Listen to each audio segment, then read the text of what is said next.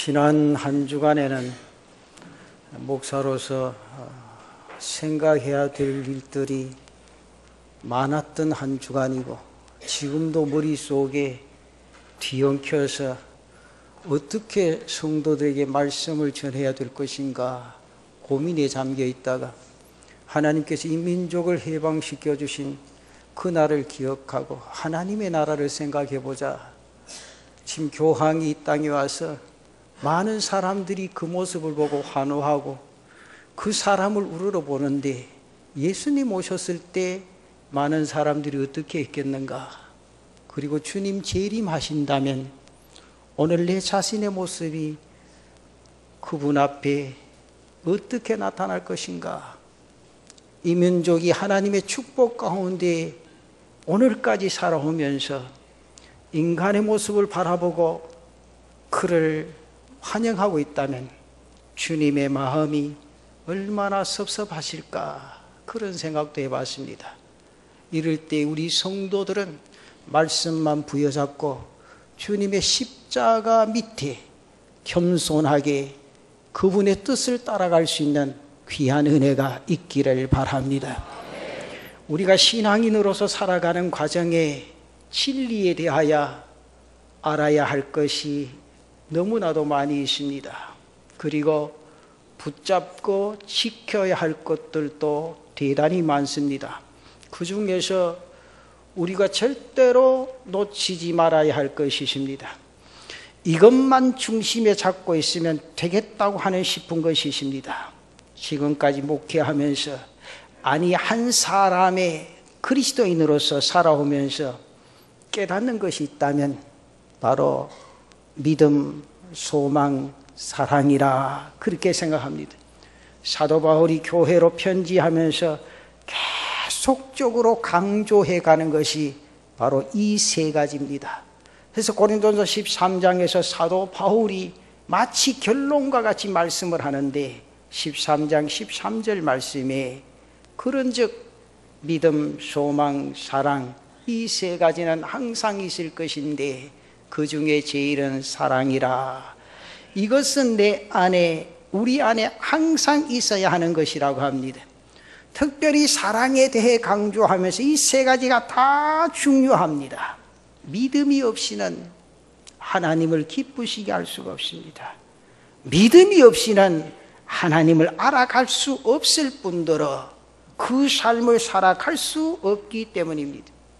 예수 그리스도와 그 십자가와 부활, 그리고 하나님의 섭리와 역사, 이 모든 것에 대해 믿음이 있을 때 중심을 가지고 이 세상의 삶을 살아갈 수 있고, 그때 이 땅 위의 인생의 삶을 능력 있게 살아갈 수 있다는 사실입니다. 우리가 그리스도인으로서 참된 능력을 가지고 살아갈 수 있는 길은 믿음에 있는 줄로 믿습니다. 믿음이 있어도 사랑이 없으면 아무것도 아닙니다. 그래서 사도 바울은 이렇게 말합니다. 내가 예언하는 능력이 있어 모든 비밀과 모든 지식을 알고 또 산을 옮길 만한 믿음이 있어도 사랑이 없으면 아무것도 아니다, 그렇게 말합니다. 여러분, 단맛과 영양분이 다 빠져버린 과일을 한번 생각해 보십시다. 모양만 있지 맛을 잃은 과일은 과일이 아닙니다. 장마철이 되면 과일 맛이 영 좋지를 않습니다. 햇볕을 많이 받지 못하기 때문에 자연적으로 당도가 떨어지는 겁니다. 아예 당도조차 없는 과일을 여러분 드셔본 적이 있으십니까? 속이 허연 수박을 맛보신 적이 있으십니까? 먹다가 버릴 수밖에 없습니다. 마찬가지입니다. 믿음이 있노라고 하지만은 그 속에 사랑이 없으면 그 삶은 무의미하다는 겁니다. 그리고 여기에 소망이 있어야 합니다. 비전에 분명한 사람은 힘있게 살아갑니다. 내가 이 땅 위의 인생의 삶을 왜 살아야 하는가 이유를 알기 때문에 방향이 분명하고 삶의 내용도 명확합니다. 신앙도 마찬가지입니다. 최종적인 소망, 하나님 나라에 대한 소망은 우리의 신앙의 삶을 확실하고 분명히 하게 됩니다. 이 소망이 있기에 이 땅에서 인내하며 준비하며 살아가게 되는 겁니다. 이 세 가지가 중요합니다. 이 세 가지가 분명하다면 우리는 아름답고 능력 있는 인생의 삶을 이 땅에서 살아갈 수 있게 될 줄로 믿습니다. 그리고 여기에 또 한 가지 중요한 것이 있습니다. 그것이 바로 하나님의 나라입니다. 물론 소망 가운데서 우리가 하나님의 나라를 바라보며 인생의 삶을 살아갑니다. 그러면 먼 미래에 그 나라만이 아니라 오늘 우리가 이 땅을 살아가면서 얻고 누리는 하나님 나라, 이것이 필요하고 이것이 중요하다는 사실을 깨닫게 됩니다. 여러분, 우리 모두가 다 하나님의 백성입니다. 하나님의 자녀입니다. 그렇다면 그 백성으로서, 그 자녀로서의 권리와 능력으로 이 땅 위의 인생의 삶을 사셔야 합니다. 하나님께서 단지 우리를 죄에서 구원하신 것으로 끝내지 않으셨습니다.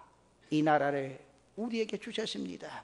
이 나라의 삶을 이 땅에서 살아가는 축복을 허락하셨다는 거지요. 죄인된 우리가, 이방인인 우리가 하나님의 용서하심으로 그 백성이 되고 자녀가 되었습니다.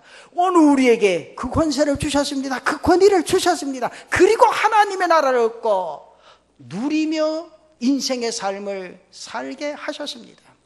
그렇다면 우리도 하나님의 나라의 백성으로서의 땅 위의 인생의 삶을 사셔야 합니다. 누리셔야 합니다. 이것을 누리지 못한다면 우리의 구원과 우리에게 주신 은혜와 능력들이 오늘 내 인생의 삶에 무슨 의미가 있겠느냐, 그 말입니다. 저는 이것을 생각하면서 하나님의 백성, 그리스도인이 무엇인가에 대해 곰곰하게 한번 생각을 해봅니다. 그리스도인으로서, 그리스도의 일꾼으로서 오늘 내 자신이, 우리가 경주자와 같이, 군사와 같이, 농부와 같이 수고하며 힘쓰며 일해야 합니다. 마지막 시대의 추수꾼으로서의 전도하고 선교하고 봉사해야 될 사명이 오늘 우리에게 있습니다. 그러나 내 안에, 우리 안에 하나님의 나라가 없다면, 하나님의 나라가 이루어지지 않고 이 모든 것을 하려고 한다면 아무런 능력도 힘도 없을 뿐더러 스스로 지치고 힘들어 쓰러지고 말게 될 겁니다. 그러나 하나님의 나라를 얻고 그 나라의 삶을 가지고 살아가는 사람은 이 땅 위의 인생의 삶을 능력 있게 살아가게 될 줄로 믿습니다. 그래서 저는 오늘 하나님의 나라에 대해서 세 가지를 말씀을 드립니다. 그 첫째는 하나님의 나라는 능력의 나라입니다. 고린도전서 4장 20절 말씀에 분명히 말씀합니다. 하나님의 나라는 말에 있지 아니하고 오직 능력에 있음이라. 하나님의 나라는 가상적인 나라가 아닙니다. 말로만 표현되어지는 그런 나라가 아닙니다. 하나님의 나라는 능력의 나라인 줄로 믿습니다. 능력으로 보여지는 나라, 그것이 바로 하나님의 나라라는 사실입니다. 그 그리스도로 말미암은 성도들의 새로운 삶이 있고 그 삶으로 인한 영향력, 능력이 있는 나라를 말씀합니다. 예수님께서 이것을 우리에게 잘 나타내주고 잘 보여주고 계십니다. 주님께서 공생의 기간 동안 전파하시고 가르치신 것, 주된 것이 바로 무엇입니까? 바로 하나님의 나라였습니다. 주님의 증거하심과 가르침은 서기관들과 같지 아니하고 권세 있는 자와 같지 않았. 주님은 많은 비유를 통해서 하나님의 나라가 무엇인가, 어떠한 것인가에 대해서 명확하고 분명하게 가르쳐 주셨습니다. 그러나 단지 말로만 가르친 것이 아니라 주님은 그 삶을 통해 우리에게 보여주셨습니다. 그러면서 이적과 기사를 통해서 하나님 나라를 확증해 보이셨습니다. 하나님의 나라는 역사에 있습니다. 하나님의 나라는 능력에 있습니다. 이러한 나라임을 알고 이 나라의 삶을 사는 것이 얼마나 큰 축복이고 행복이냐, 그 말입니다. 그래서 하나님의 나라를 얻고 하나님의 나라를 누리는 것이 굉장히 중요합니다. 그리고 오늘 말씀대로 하나님의 나라는 의와 평강과 희락이 넘치는 나라입니다. 오늘 본문 17절 말씀에 이렇게 말씀을 합니다. 하나님의 나라는 먹는 것과 마시는 것이 아니요 오직 성령 안에 있는 의와 평강과 희락이라. 하나님의 나라에는 불의가 없습니다. 불법이 없습니다. 부정이 없습니다. 그리고 모든 관계가 바로 서 있습니다. 하나님과 사람, 사람과 사람, 모든 것이 어긋나거나 비뚤어지거나 깨지거나 부러지지 아니하고 바로 서 있는 나라를 가리킵니다. 이 의에서 바로 평강과 기쁨이 나오게 되어진다는 사실이죠. 의가 서 있는 곳에는 평화가 있을 수 없습니다. 왜 사람들 사이가 깨지고 원수가 되어집니까? 저는 단 한 가지라, 의의 문제입니다. 인생 이 세상의 삶이 어울려 살아가면서 누구 한 사람 욕심을 가지게 되면 그 가운데 의가 깨질 수밖에 없습니다. 자연히 분쟁이 일어나고 다툼이 일어나고 그로 인한 고통이 따를 수밖에 없다는 것이죠. 구약성경 창세기 에덴 동산은 의가 분명하게 서 있는 나라였습니다. 하나님과 바르게 서 있었습니다. 아담과 하와가 서로 사랑하며 아름다운 가정을 꾸리고 있었습니다. 그리고 모든 피조물과도 바른 관계 속에 행복을 이루는 나라였습니다. 그러나 욕심이 싹 트면서 의가 깨지기 시작했습니다. 하와의 욕심은 아담을 무너뜨렸고 결국 하나님과의 관계, 그러면서 부부관계, 자연 피조물과의 관계가 깨뜨려지고 말았습니다. 의의 파괴는 평화와 기쁨을 앗아갑니다. 문제는 한 가지, 욕심입니다. 이 욕심이 죄의 원인이라는 사실입니다. 그래서 야고보 사도는 야고보서 1장 15절 말씀에 이렇게 말합니다. 욕심이 잉태한 즉 죄를 낳고 죄가 장성한 즉 사망을 낳느니라. 욕심이 없는 세상 속에 평화가 있고 기쁨이 있는 줄로 믿습니다. 하나 더 중요한 것은 하나님 나라의 의라는 사실입니다. 그래서 예수님께서 먼저 그 나라와 그의 의를 구하라 분명히 말씀합니다. 하나님의 나라는 바로 이러한 나라라는 사실이죠. 이러한 나라이기에 우리는 이 나라를 얻고 이 나라를 누리면서 살아가게 되어진다는 겁니다. 그러면서 두 번째로 하나님의 나라는 성령 안에서 되어지는 나라입니다. 이 나라는 오직 성령 안에서만 되어지는 나라입니다. 오늘 본문 17절 말씀에 다시 한번 읽어보면 하나님의 나라는 먹는 것과 마시는 것이 아니고 오직 성령 안에 있는 의와 평강과 희락이라. 오랜 세월 동안 사람들이 이 땅에서 살면서 꿈꾸는 것이 하나 있었습니다. 그것은 세상을 바로 유토피아로 만드는 겁니다. 르네상스 시대를 시작으로 산업혁명을 지나서 근대화로 가면서 인간의 이성의 발달과 함께 과학기술의 발달, 그러면서 우술의 발달 등은 인간에게 자연스럽게 그러한 꿈을 주기에 충분했습니다. 예전에는 병이 들면 죽을 수밖에 없었습니다. 이후로 약과 수술을 통해 살아나고 자연스럽게 인생의 수명도 연장되기 시작을 했습니다. 과학기술은 인간이 상상하던 것들을 현실적으로 만들어져 버렸습니다. 그래서 사람이 하늘을 날아갑니다. 상상도 못한 무기들이 만들어집니다. 사람의 손으로 일일이 하는 작업들이 기계화되어 나가면서 엄청난 생산량이 증가하고 자연적으로 경제적으로 발전하면서 사람들이 이 땅의 인생의 삶을 살아가는 모습들이 달라지고 변해지기 시작했습니다. 그래서 먹는 음식도 달라졌습니다. 입는 옷도 달라졌습니다. 살아가고 있는 살던 집도 변해졌습니다. 교통수단의 발달은 사람들로 하여금 이 세상을 유토피아로 만들 수 있다고 생각하기 시작했다 그러면, 그래서 사람들 중에는 인간이 신이다 라고 말하는 그런 사람들도 생겨나기 시작을 했습니다. 정말 사람들은 이 땅이 유토피아가 되는 줄로 알았습니다. 그런데 한순간 그 꿈이 뭉개져 버리고 말입니다. 바로 세계 제1차 대전과 2차 대전입니다.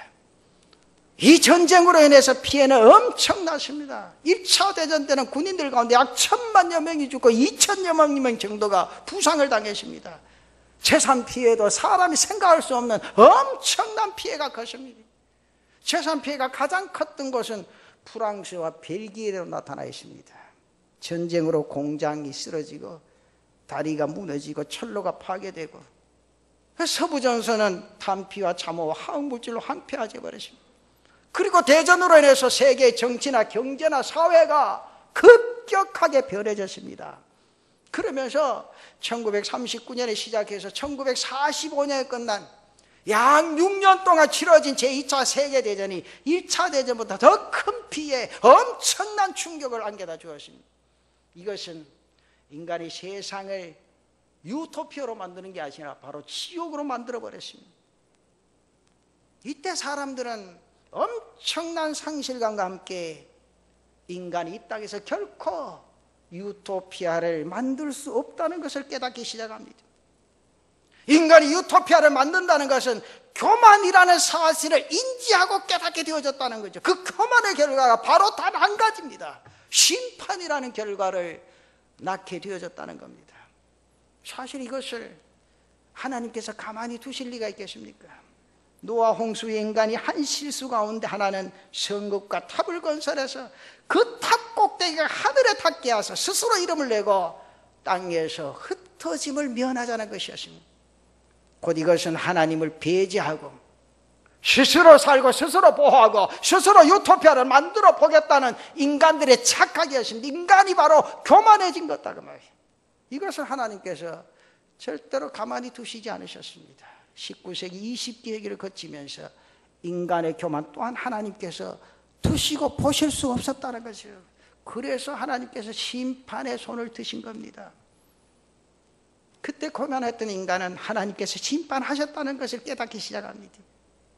그러면서 인간이 이런저런 방법으로 유토피아를 꿈꾸지만은 죄인된 인간은 결코 스스로 유토피아를 만들어갈 수 없다는 것이 결론이 지어집니다. 이 사실을 깨달은 신학자들이 다시 하나님 앞에 엎드려 겸손해지기 시작했습니다. 인간이 신이다라고 외치던 자유주의 신학에서 정통주의 신학으로, 그러면서 복음주의 신학으로 돌아오기 시작을 합니다. 이제 저들은 철저히 죄인된 인간이 자신의 죄를 가지고는, 다시 말해서 구원받지 아니하고는 하나님의 나라를 이룰 수 없다는 사실을 깨닫고 발견하게 되어졌다는 사실이죠. 그리고 하나님의 나라는 하나님의 주권으로 이루어지는 나라이라는 사실을 깨닫게 된 겁니다. 그래서 오직 성령 안에서 되어지는 나라라는 사실을 깨닫게 되어졌다는 겁니다. 그렇습니다. 이 땅에서 하나님의 나라는 인간이 만들 수 있는 것 아닙니다. 어떤 물리적인 힘이나 경제적인 힘이나 정신적인 힘으로 만들 수 있는 것 아닙니다. 하나님의 나라는 하나님께서 임하시고 하나님께서 함께 하시고 하나님이 스며드는 그런 나라인 줄로 믿습니다. 철저히 성령 안에서 이루어지는 나라라는 사실입니다. 이것을 우리가 분명히 깨달아야 합니다. 성령 안에서 이루어지는 나라. 자, 여기서 우리가 깨달아야 할 것이 또 하나 있습니다. 하나님의 나라가 성령 안에서 되어진다는 사실은 하나님의 나라뿐만 아니라 하나님의 백성으로의 삶 그 자체가 이제는 성령으로 말미암고 성령으로 되어진다는 말씀을 인지할 수밖에 없습니다. 사랑하는 성도 여러분, 하나님 안에 있는 모든 것은 이제 성령 안에서입니다.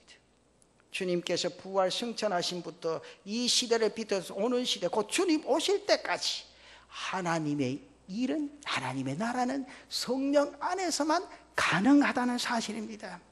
우리가 거듭나는 것도 성령으로 말미암습니다.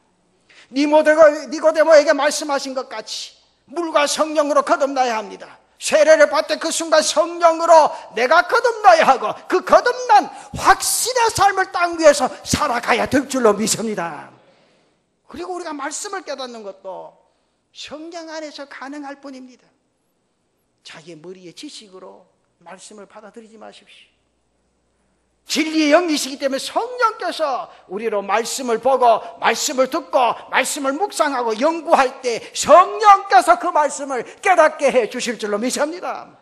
그리고 적용하고 땅 위의 인생의 삶을 그렇게 살아가도록 하신다는 사실이지. 그리고 우리의 인격이 자라고 하나님의 성품을 닮아가는 것도 성령으로 말미암습니다. 하나님의 성품을 내가 성경을 읽으면서 안다고 해서 내가 그렇게 닮아보겠다고 해서 그렇게 되는 것 아닙니다. 저는 가만히 생각해보세요. 내 자신이 신앙생활을 오랫동안 했다고 해도 성품이 변화되지 않는 모습들이 얼마나 많습니까? 나도 모르게 지적인 것들은 많이 늘어났는데 인격이나 성품은 멈추어 있습니다. 아니, 더 못해진 모습들도 발견합니다. 왜 그렇습니까? 성령 안에서 살아가지 않기 때문입니다. 성령께서 내 안에 내주하시고 내가 성령님 안에 살아갈 때 하나님의 성품이 여러분의 인생의 삶에 열매 맺게 되어질 줄로 믿습니다. 이 하나님의 나라, 이 하나님의 나라도 오직 성령 안에서 이루어지는 나라입니다. 인위적인 모습들을 배제해버리십시오. 내 인생의 육신의 삶이 편해진다고 그쪽으로 따라가지 마십시다. 오직 성령 안에서 내 자신의 육체가 움직여지고 성령 안에서 내 자신의 생각이 하나님 쪽으로 향할 수 있는 그런 신앙의 삶을 통하여 하나님의 뜻을 이루어갈 수 있는 사랑하는 성도들 되시기를 바랍니다. 그리고 오늘 이 예배에 동참하신 모든 성도 여러분, 마지막 세 번째, 결론적으로 성령으로 충만하시기를 바랍니다. 우리는 성령의 임재하심 안에서 성령의 충만한 가운데 있어야 합니다. 성령으로 아니하고는 결코 이 나라를 얻을 수 없다는 사실입니다. 초대교회는 하나님의 나라를 가장 잘 보여주는 교회입니다. 개인적으로나 가정적으로나 공동체적으로 보십시오. 하나님과 바른 관계에 서 있으십니다. 저들은 날마다 모여 예배했습니다. 날마다 모여 기도했습니다. 날마다 말씀의 가르침을 받고 교제하고 그러면서 봉사의 삶을 살았습니다. 그러면서 사람들은 자연스럽게 서로가 모일 때마다 사랑하기 시작했습니다. 그러면서 자기가 가지고 있는 물건에 대해 욕심이 사라지게 됩니다. 가진 사람도 자기의 것을 하지 않고 없는 사람, 필요한 사람에게 나눠줍니다. 그래서 가난한 사람이 없었습니다. 비록 외부적으로는 시기가 있었고 질투가 있었고 핍박이 있었지만 저들은 의와 평강과 기쁨이 넘쳤다고 그러죠. 그게 단 한 가지입니다. 성령의 충만함 때문이었다는 것이.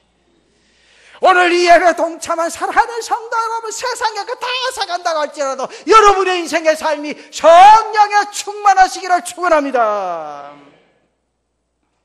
초대교회 특징을 몇 가지 이야기하라고 하면 반드시 해야 하는 것이 바로 성령에 충만한 공동체입니다. 이 성령의 충만함이 있었기에 저들은 예배자가 되어졌고 증거자가 되었습니다. 그러면서 인생의 삶에 많은 능력을 행하게 되어지고 사람들에게 영향력을 끼치는 삶을 살았습니다. 그러나 더 중요한 것은 저들 안에 하나님의 나라가 이루어졌다는 사실입니다. 중요한 건 내 안에 하나님의 나라가 이루어질 때 내 인생의 삶이 행복하고 만족하고 감격하게 될 줄로 믿습니다. 사랑하는 성도 여러분, 우리가 하나님의 백성으로 제대로 이 땅 위에 인생의 삶을 살아간다면 우리 또한 하나님의 나라를 얻고 이것을 이루는 삶을 살게 되어집니다. 이 삶을 사시는 성도들 되시기를 바랍니다. 이 삶을 누리는 성도들 되시기를 바랍니다. 성령 안에서 이루시기를 축원합니다. 이 하나님의 나라를 이 땅에서 얻을 때 우리는 영생의 나라, 미래의 천국을 준비하는 삶을 살아가게 되어진다고 말입니다. 사랑하는 성도 여러분, 하나님의 백성이 하나님의 나라를 모르고 하나님의 나라를 준비하지 않는다면 하나님 나라의 백성이 될 수가 없습니다. 미국의 이민자들이 미국 시민이 되기 위해서는 일정 기간 그 땅에 거주해야 됩니다. 거주한다고 다 된 것 아닙니다. 기간이 지나면 또 시험을 봐야 됩니다. 시험을 통과해야 시민이 될 수 있는 자격을 얻게 되어집니다. 영어만 잘한다고 되어지는 거 아니에요. 미국의 문화나 역사에 대한 시험도 봅니다. 그리고 이 사람이 미국 시민으로 살아갈 수 있게 될 것인가를 과거 미국 땅에 와서 어떻게 살았는가 그 삶을 추적해 봅니다. 그렇다면 우리나라도 지금 마찬가지입니다. 많은 외국인들이 들어와서 살았습니다. 그래서 많은 외국인들이 한국의 국적을 취득하기를 원합니다. 그렇다고 국가에서 바로 막 주는 게 아닙니다. 국적을 취득하려면 테스트를 거쳐야 합니다. 그래서 언어를 비롯해서 우리나라에 대해서 공부도 해야 되고 일정 기간 그 삶을 준비해야 됩니다. 그렇다면 하나님의 백성인 우리도 하나님의 나라에 대해서 알아가야 합니다. 이 땅에서 그 삶을 살아가야 될 줄로 믿습니다. 그래서 우리가 이 땅의 인생의 삶이 그렇게 중요하다는 거예요. 하나님이 우리의 삶을 다 체크하고 계신다는 거죠. 그런 거로 세상 욕심 부리시고 세상에 무엇을 얻으려고 그것만을 쫓아가지 마시고 하나님의 나라를 위해서 내 자신의 모습이 하나님께로 향할 수 있는 귀한 은혜가 있으시기를 바랍니다. 그 삶을 살아갈 때 천국을 준비하고 그곳에서 하나님의 나라의 삶을 온전히 살아가게 되어진다고 말이죠. 그런 거로 사랑하는 성도 여러분, 이 땅에서 이 하나님의 나라를 얻으면서 누리면서 살아갈 수 있는 제단의 성도들 되시기를 바랍니다. 그래서 여러분의 인생의 삶이 늘 행복하시기를 축원합니다.